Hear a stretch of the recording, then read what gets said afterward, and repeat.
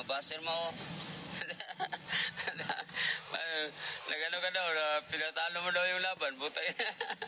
John Riel Casimero mga boss, tila umalma sa mga naging pahayag ng kanyang coach na si Kuya Lods Jason Casimero sa isang live. Pero paglilinaw dyan ni Jason Casimero, nagkamali lang daw ito sa pagbigkas ng Tagalog. Kumbaga iba ang kanyang ibig sabihin. Kaso ang problema, iba naman daw ang pagkaintindi ng kanilang mga kritiko na patuloy de umanong bumabatikos sa kanilang magkakapatid. Ito panoorin.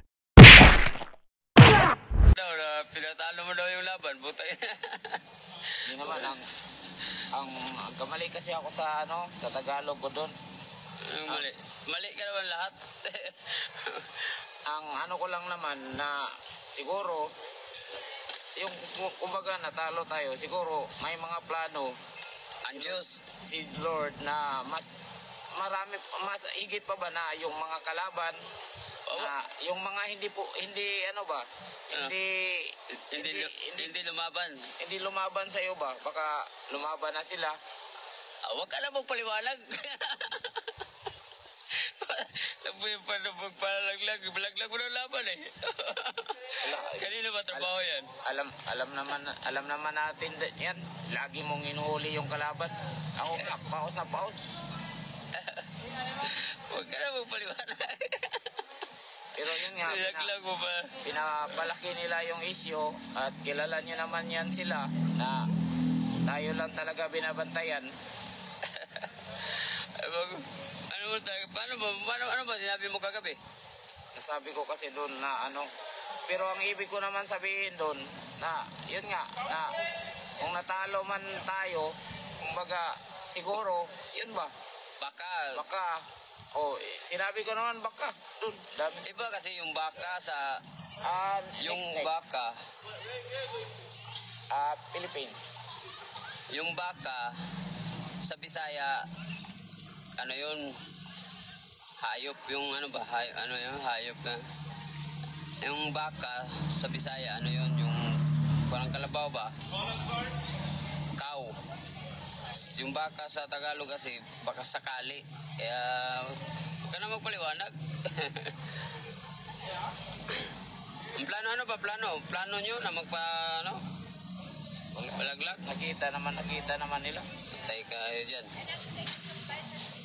Kung ako guys, kahit isang beses, hindi ko pwede pagpapalit yung karangalan ko sa halagang salapi lang yan. Utang na yan. Yun ang nag-iisang angas ng Pinas na wala sa pira, salapi na para ibenta yung laban. Utang na. Magkano lang yan? Magkano lang halaga na yan? Ha? Sino masasabi ko? Karangalan kung manalo. Dala ko ang bandera ng Pilipinas. Kita-kita naman nila tol na hinahabol mo talaga yung kalaban. Bakit nagsabi ka na ilaglag? Hindi. Ano ba sinabi mo? Wala akong nagsabi nilaglag. Sabi mo daw, magpatalo daw. Na nagkamali lang ako doon sa Tagalog ko. Pero yung punto ko doon, yun nga, siguro ganon yung nangyari sa amin, natalo kami. Siguro yun nga, may mas malaking plano pa si Lord. Na baka yung mga kalaban nga na hindi lalaban sa iyo, baka lumaban na.